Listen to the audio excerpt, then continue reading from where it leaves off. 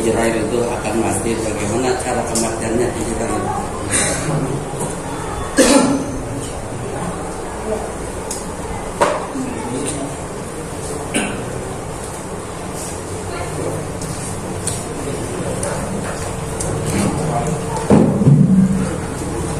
Dalam tafsir Munir karya Syekh Nawawi Tanar Al-Bantan menceritakan tentang kronologis kematian malaikat Israel. Tentu setelah tugas-tugasnya selesai. Coba kalau malaikat Israel mati duluan, enak yang lain. Oh, asik dah untuk nyawa harus baik dia. Makanya malaikat Israel itu belakangan setelah Allah tugaskan mencabut iblis dedengkotnya yang paling terakhir di antara makhluk sebelum ditutup oleh malaikat Israel. Kenapa itu iblis? Karena iblis itu numantak dipanderikeun paehna paling belakangan matinya. Allah kasihan sama umat manusia. Seandainya Allah mau membunuh iblis lebih dulu, tidak usah Israfil nium sangsekala, maka cukup dengan jeritan iblis pecah kekenangan kuping manusia semuanya. Makanya setelah selesai malaikat Israel mencabut nyawa-nyawa teman-temannya, para malaikat semua, yang tersisa satu, yaitu iblis. Iblis dikejar oleh Israel, lari ke utara, dikejar ke selatan, ditanya, ngapain lu keliling-keliling, kemana pun pergi, tetap modal dari jadi doa. Apa kata iblis? Aku mau nyari Adam. Kata Allah, udah gak ada Adam mah. Ngapain? Mau minta maaf.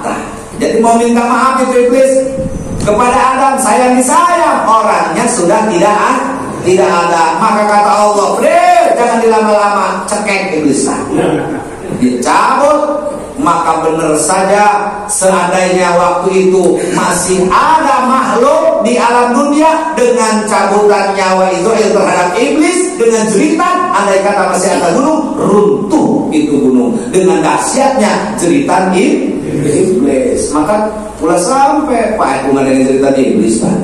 Ya, maka oleh karena itu malaikat Israel tinggal satu. Lalu dia lapor kepada Allah, ya Allah, tugas saya sudah selesai. Lalu bagaimana dengan saya? Kamu juga harus mati. Kumaha carana? Cabut kesorangan. Jadi Allah memerintahkan Israel, memberikan cara supaya dia mencabut ruhnya sendiri atas perintah Allah Subhanahu wa ta'ala. Maka tersisalah tadi wahdaniyah esa tunggal, yakni yang tidak mati adalah Allah Subhanahu wa ta'ala. Seperti itu. Assalamualaikum warahmatullahi wabarakatuh. Waalaikumsalam warahmatullahi wabarakatuh. Mau nanya Pak Kiai, salah satu surah di Al-Mutaffifin ayat 26 dan pembacaannya. Bunyi suratnya Bismillahirrahmanirrahim. Khitamuhu misk, atau dibaca khitamuhu misku wa fi dzalika falyatanafasil mutanafisun. Jadi yang saya tanyakan itu khitamuhu misk atau disambung boleh? Di situ ada wakaf enggak? Ada wakaf. Karena dalam pembacaan Al-Quran di surat apapun itu ada wakaf yang wakafnya wakaf wajib berhenti, ada wakaf yang boleh dilanjut, maka disebutnya lazim. Ya, lazim. Jadi misalnya begini, Allah Subhanahu wa ta'ala memerintahkan kita cara membaca itu kadar dengan kemampuan. Yang pertama ya, karena dalam ilmu tajwid orang tidak semua menguasai. Ada yang terpatah-patah, di mana saja boleh berhenti, namanya kayak orang belajar berdiri leng-leng gitu kan, orang-orang baru selangkah 2 langkah jatuh lagi. Itu juga baca Quran, kadang di mana aja berhentinya dia, karena belum paham. Tetapi kalau kita udah paham, kehabisan napas, boleh dia berhenti di mana saja, tapi diulang lagi ayat setelah dia jedakan. Seperti itu. Ya. Ada beberapa mazhab yang paling banyak umatnya ada yang mana, Ustaz? umatnya yang mengikut umat mazhab yang mana paling banyak?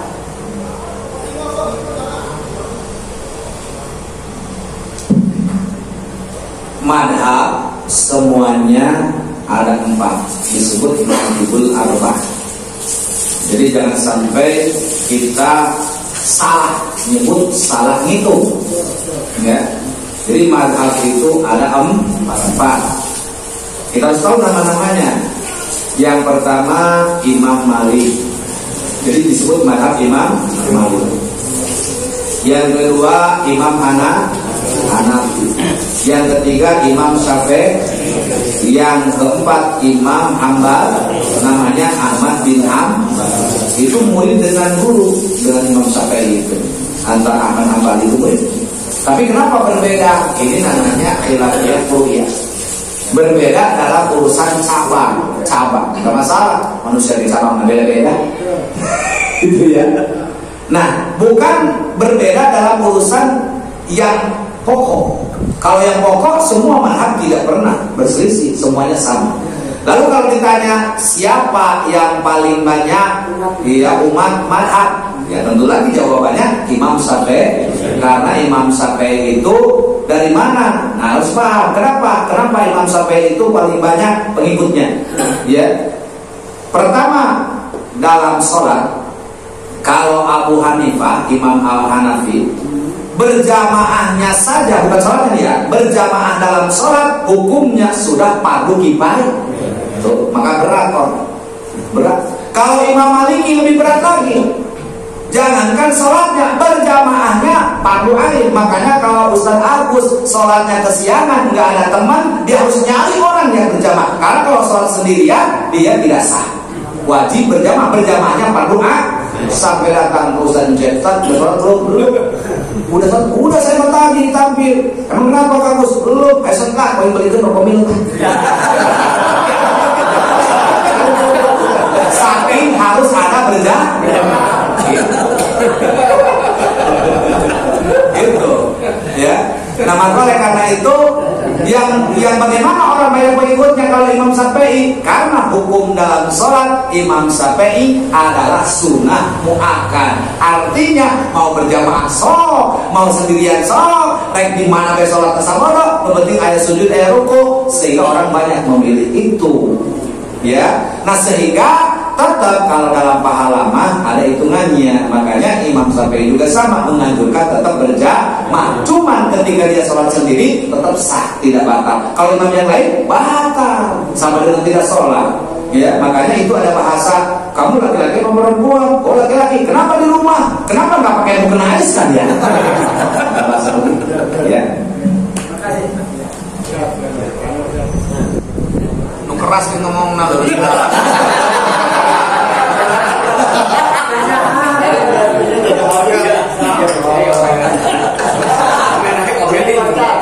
Saya mau nanya ziarah kubur. Orang itu punya orang tua, tapi nggak seperti diziarahin. Dalam tahun ini, tapi dalam tiap malam Jumat dikirimin Fatihah sama surat Yasin.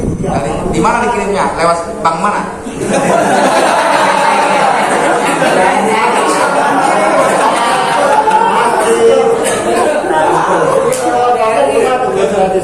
Ya. Jadi pertanyaannya, intinya nggak jarak ke kuburan ya? Nggak datang ke kuburan, tapi jaraknya di rumah. Nyampe nggak? Iya gitu Pak. Iya. Bagaimana orang punya orang tua udah meninggal tapi nggak jarak ke kuburan, tapi selalu kirim Yasin, Tahlil, Fatihah dari rumah. Pertanyaannya nyampe nggak? Maka saya mau nanya lagi, itu Fatihah dan Yasin yang pernah dikirim balik lagi nggak? Balik lagi nggak? Kalau nggak balik lagi berarti nyampe ya. Jadi zarah itu sunnah hukumnya, dan jarak bagi kita dengan almarhum dan almarhumah tidak ada jarak, karena ini urusannya alam bukan berarti wah ini mah dekat kuburannya, bukan, itu kan jasad. Jadi mau dia dikubur di Mekah, di Madinah, jaraknya di sini nyampe. Karena setiap orang yang kirim Fatihah, Yasin, tahlil, nggak ada balik lagi. Tuh tahlil kamu tuh gabung.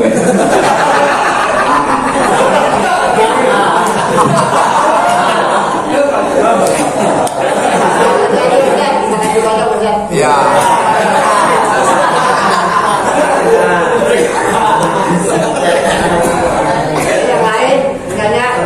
Yang lain, Dan bagaimana caranya seorang muslim ketika dikubur memakai peti? Pakai peti. Ya, ini saat ini fenomenanya seperti itu karena terkait dengan COVID. Jadi orang-orang yang meninggal karena COVID udah pasti pakai peti. Ada yang aneh-aneh, bahkan bukan cuma sekali itu. Bukan hanya kita bahas tentang peti, tapi yang nyolatin juga ada ruku, ada sujud. Iya, sholat jenazah sampai ada ruku, ada sujud. Begitu beres sholat ditanya, Pak, tumben-tumbenan di sholat jenazah ada ruku, ada sujud. Kasihan dia kan karena COVID. Jadi supaya agak di dosanya diampuni gitu. Ada ruku, ada sujud, boleh mengedan ilmunya. Itulah. Ya, nah maka boleh-boleh saja, apalagi dalam keadaan darurat. Misal banjir, kan kita nggak tega walaupun dia jenazah nggak ada rohnya, masa main karabokin aja. Sehingga ada alternatif, ya udah tanah di sini digali berair, di sini berair semua banjir. Akhirnya ada inisiatif menggunakan peti. Boleh, hanya saja harus posisinya tetap miring dan diciumkan ke pipi peti dan harus wajib menghadap ke kiri. Gak boleh pakai peti centang begitu. Ya, gak boleh. Haram hukumnya. Maka apabila ada orang muslim dikuburkan dalam keadaan celantang, wajib digali lagi selama itu kuburannya belum busuk. Harus dimiringkan, harus ditempelkan, diarahkan madhab kiblat. Seperti itu. Jadi boleh, apalagi dalam keadaan darurat. Ya. Mohon satu lagi Pak Ustaz. Ini kan ada berita yang mengatakan di Al-Quran tidak ada namanya menganjurkan sholat 5 waktu.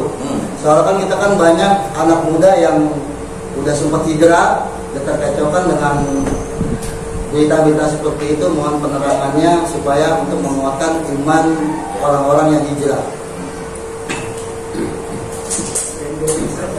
Di dalam Al-Quran juga sudah disebutkan hafidhu ala sholawatil wusta. Orang mengatakan tidak ada anjuran sholat 5 waktu karena orang itu memang sesat dan menyesatkan. Memang tadi yang dikhawatirkan adalah orang-orang yang masih lemah imannya, orang-orang yang mudah kena doktrin itu. Ya.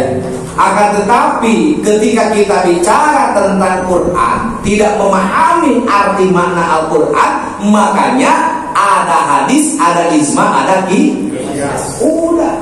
Makanya di situ sholat 5 waktu nggak usah jauh-jauh. Maka kalau kita tidak sampai otak kita dengan bahasan Al-Quran, sampaikan, nggak usah bingung-bingung loh. Lihat kisah tentang Isra Mi'rajnya Kanjeng Nabi Muhammad.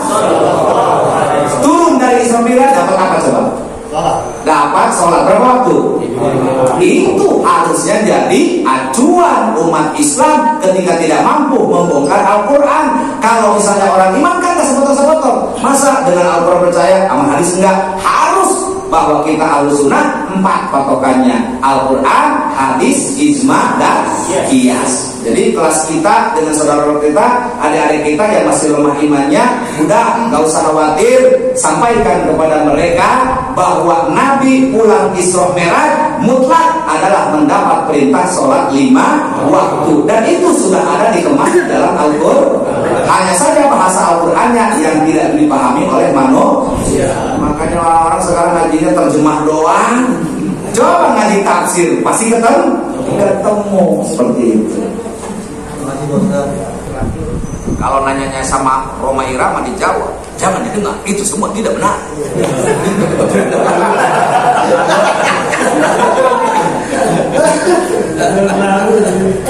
Emang pemahaman Syiah begitu, pemahaman Ahmadiyah begitu. Makanya yang kita khawatirkan regenerasi yang akan, kalau sekarang mah ulamanya masih ada, santri-santri masih banyak, pesantren masih ada, tapi kurun-kurun yang akan datang inilah. Karena digambarkan oleh Nabi, umat Islam akhir zaman bagaikan hidangan di atas meja yang dikelilingi oleh orang yang siap santap kapan saja. Padahal banyak jumlahnya, seperti sekarang udah terjadi. Banyak, tapi mudah diadu domba, mudah ditusuk-tusuk. Jadi kita martabatnya seperti hidangan dipelintir-pelintir, mulut baik Pak, meja diputer-puter, katimu sambal deh. Baik, hadirin jamaah rahimakumullah, tentu apa-apa yang sudah kita kaji, yang sudah kita pahami, mudah-mudahan kita bisa mengaplikasikan dan mengamalkan. Ala hadiniya wa kulli niyatin shalihah wa ila hadratin Nabi al-Fatihah. Bismillahirrahmanirrahim. Alhamdulillahirabbil alamin arrahmanir rahim maliki yaumiddin. Iyyaka na'budu wa iyyaka nasta'in ihdinas siratal mustaqim siratal ladzina an'amta 'alaihim ghairil maghdubi 'alaihim waladdallin. Allahumma sholli ala sayyidina Muhammad fil awwal wa sallim radhiyallahu ta'ala anhu sahabat Rasulillah ajma'in. Amin ya Allah ya Rahman ya Rahim ya Mujib as-sa'ilin hamdan yu'afini ya ma wa yukafi'u mazida. Ya Rabbana lakal hamdu wa ilaikal mustaka wa mintal musta'an la hawla wa la quwwata illa billahil aliyyil azim. Allahumma anzil rahmatan wal maghfiratan 'alaina fi hadzal majlis in kana binurana khatayana faghfir lana ya Allah ya Karim. Rabbana hab lana min azwajina wa dhurriyyatina Rabbana atina fid dunya hasanah wa fil akhirati hasanah wa qina adzabannar. Subhanaka rabbika rabbil izzati amma yasifun, wassalamun alal mursalin walhamdulillahi rabbil alamin.